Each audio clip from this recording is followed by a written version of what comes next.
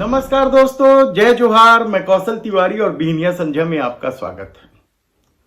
जल संसाधन विभाग क्या अपनी जमीन को संभाल कर नहीं रखता है, या फिर भू माफियाओं की ताकत इतनी बड़ी हो गई है कि जल संसाधन विभाग उनका कुछ नहीं बिगाड़ पाते हैं। समूचे छत्तीसगढ़ में जिस तरीके से जल संसाधन विभाग की जमीनों पर नेताओं के कब्जे की खबरें आ रही हैं और तमाम खबरों में जिस तरीके से सत्ता के संरक्षण की बात सामने आ रही है, वह कम चौंकाने वाला नहीं है। गांव वाले परेशान हैं, लगातार वे शिकायत करते हैं, लेकिन उनकी कोई सुनवाई नहीं होती।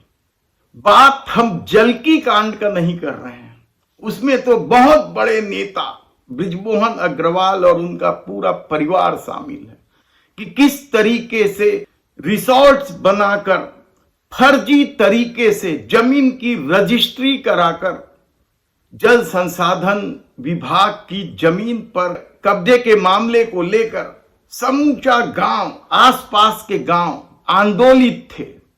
आंदोलन को सत्ता के दम पर कुचल दिया गया। मामला न्यायालय में गया।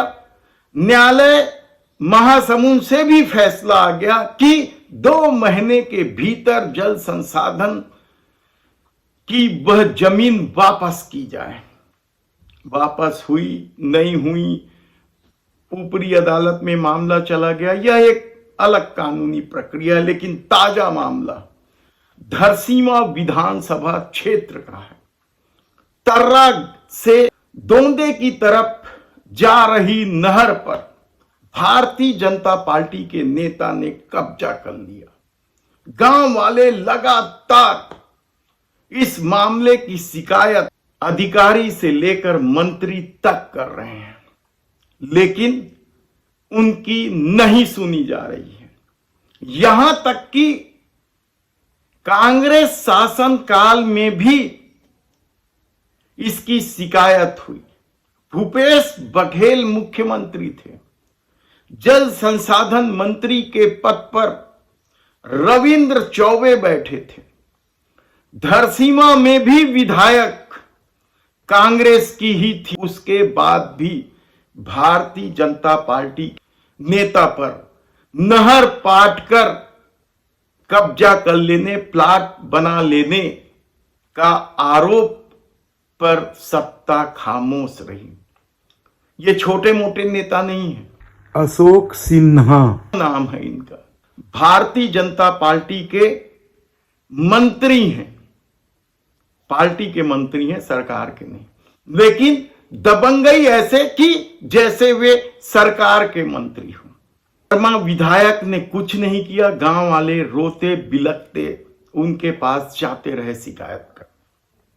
अमीन पटवारी जल संसाधन विभाग के अधिकारी, यहां तक कि जल संसाधन मंत्री रविंद्र चौबे के पास भी जाकर गांव वालों ने गिड़गिड़ाया कि उनकी 50-100 एकड़ जमीन जो इस नहर से सिंचित होती थी उसे बचा लें। लेकिन कमाल है, सत्ता का अपना खेल है। और अशोक सिन्हा का यदि रिश्तेदारी भी कांग्रेसी हो तो फिर सरकार किसी की भी रहे, अपनी तो चलेगी ही के तर्ज पर तमाम शिकायतें रद्दी की टोकरी में फेंक दी गई। सत्ता बदला, लोगों की उम्मीद जगी। नए विधायक आए भारतीय जनता पार्टी के, अनुज शर्मा। गांव वाले उनके पास भी गए। उन्होंने कहा दीपावली के बाद आना, पूरे कागजात के साथ, मैं जरूर कार्रवाई करूंगा। बाजू में ही राजस्व मंत्री हैं टंकराम वर्मा, उनके पास लोग गए हैं नहीं गए, उसे लेकर दोनों तरह की बातें। कुछ लोगों ने कहा कि गए, कुछ लोग बोलते हैं नहीं गए। लेकिन सिन्हा की अपनी धमक है। भाजपा के दबंग नेता माने जाते हैं और गांव वालों का आरोप है कि जब सत्ता बदली, भारतीय जनता पार्टी की सरकार आ गई तो और तेजी से नहर पाटने लगे। गांव वालों के इन आरोपों को लेकर क्या कहा जाए। गांव वाले परेशान हैं। वे तो पिछले कई सालों से सिन्हा के कब्जे को लेकर शिकायत कर रहे हैं और कहा जाता है कि सत्ता आने के बाद जिस तेजी से न केवल नहर पाट दी गई बल्कि बाउंड्री भी खड़ा कर दिया गया, प्लाट काट दिया गया। लोग घूम रहे हैं, शिकायत कर रहे हैं। देखना है कि यह सरकार अपने उस दबंग नेता के द्वारा कथित रूप से किए गए कब्जे पर किस तरीके से बुलडोजर चलाती। बड़ा शौक है भारतीय जनता पार्टी की सत्ता को बुलडोजर चलाने का, लेकिन बुलडोजर यहां आकर क्यों थम जाती है, इसका जवाब किसी नेता के पास नहीं है।